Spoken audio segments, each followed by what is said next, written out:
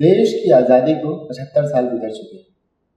17 لوک سبھا چناؤ ہم نے دیکھے ہیں, 18ویں لوک سبھا چناؤ ہونے ہیں, تاریخوں کا اعلان کیا جا چکا ہے. پہلا سوال تو یہ رہے گا کہ اس چناؤ کے مدعے کیا ہیں اور آپ اس چناؤ کو کیسے دیکھتے ہیں؟ دیکھیے, ہندوستان میں یہ اچھی بات ہے کہ آزادی کے بعد دستور کی روشنی میں انتخابی عمل ایک سلسلے سے جاری ہے. لیکن اس کا یہ مطلب نہیں ہے کہ ہندوستان میں جمہوری فرینچ ریولوشن کی طرح ایک جمہوری انقلاب آیا ہے جس کے نتیجے میں فرد کی آزادی, حریت اور معاشرے کو جمہوری بنیادوں پر چلانے کی روایت پختہ ہو گئی, بلکہ یہاں کی ہندوستانی سیاست میں شروع سے ایک استحصال, اونچ نیچ. خود مسلمان جب یہاں آئے تو بادشاہت ان کے اندر بھی تھی, تو بادشاہوں کی جنگ, کہیں آپس میں تصادم ہوا, کہیں آپس میں کمپرومائز ہوا. عوامی سطح پر اور سماجی سطح پر بہرحال ہندو مسلمانوں کے درمیان ہمیشہ ایک میل ملاپ رہا, بلکہ ایک اثرات رہے اسلام کا, مساوات کا نظام. لیکن آزادی کے وقت جو کلونیل پیریڈ کی اپنی اسکیم تھی, اس کے تحت یہاں ہندو مسلم فسادات بھی انہوں نے کرایا, تفریق ساری دنیا میں پھیلائی, اور ایک سیکنڈ ورلڈ وار کے بعد کے حالات تھے کہ یہاں آزادی دینی پڑی. خود ہندوستان میں بھی بہرحال ایک بیداری آئی تھی. ہندوستان کی جو آزادی کی لیڈرشپ تھی وہ بڑی بیدار مغز تھی. گاندھی خود اس کی قیادت کر رہے تھے, مولانا آزاد تھے, پنڈت نہرو تھے, امبیڈکر تھے. تو ہر طبقے میں ایک ایسے لوگ تھے جو انہوں نے آزادی کو لیڈ کیا. اس کے نتیجے میں دستور بنا, دستور بہت اچھا بنا, سب کی امنگوں کے مطابق بنا. لیکن انتخابات جب پاور شفٹ کا معاملہ آیا تو پھر اس کے بعد وہ ساری خرابیاں جو ہندوستانی سماج میں پہلے سے چلی آ رہی تھی وہ سب یہاں بیدار ہو گئی. تو ہر الیکشن کے اپنے ایک چیلنج رہے. 18ویں لوک سبھا کے بھی اپنے ایک چیلنج ہے. 18ویں لوک سبھا کا سب سے بڑا چیلنج یہ کہ دستور جس بنیاد پر بنا ہے, مذہبی رواداری, مساوات, ہندو مسلمان کی تقسیم سے الگ ہو کے سوشلزم, ان سب بنیادوں پر بنا ہے.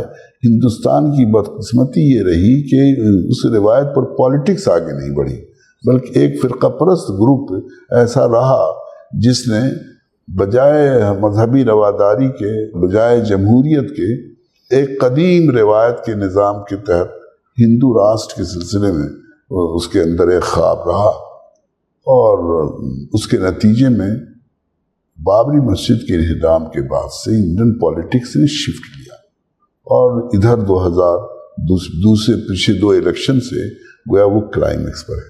تو اس وقت گویا ہندو کمیونلزم جو ہے وہ بالکل شباب پر ہے. 18ویں لوک سبھا جو ہے اس کے شباب کو کنٹینیو رکھے گا یا اس کا ڈکلائن شروع ہوگا, یہ ایک بہت بڑا سوال. 18ویں لوک سبھا یہ طے کرے گا کہ اس کا ابھار ابھی جاری رہے گا یا اس کا ڈکلائن شروع ہوگا. یہ ایک بہت بڑا ہوتا ہے. رہا ایشو کے سلسلے میں جو آپ بات کہہ رہے ہیں, تو سچی بات یہ کہ سب سے بڑا ایشو ہر الیکشن میں یہ ہونا چاہیے کہ جو گورنمنٹ تھی اس کا پرفارمنس کیا ہے. چونکہ بی جے پی کے پاس کوئی پرفارمنس کے لیے کوئی چیز ہے نہیں, اس لیے اس کی کوشش یہ ہے کہ یہ ایشو جو ہے جذباتی بنیادوں پر ہو جائے, کوئی صحیح مدعے پر نہ ہو. مور اوور انہوں جس دعوے کے ساتھ وہ آئے تھے کہ ہم کرپشن دور کر دیں گے, سب سے زیادہ کرپشن انہوں نے کیا. نتیجہ ہے کہ دوسری کوشش ان کی ہوتی ہے کہ یہ مدعے کو ختم کرنے کے لیے ای ڈی اور انکم ٹیکس اور دوسری چیزوں کا سہارا لیں. لاسٹ ایئر تو ایک پلوامہ کا کیس تھا, مسئلے کو اٹھا کر کے انہوں نے فتح حاصل کر لی. اس طرح کی کوئی معاملہ ہے نہیں.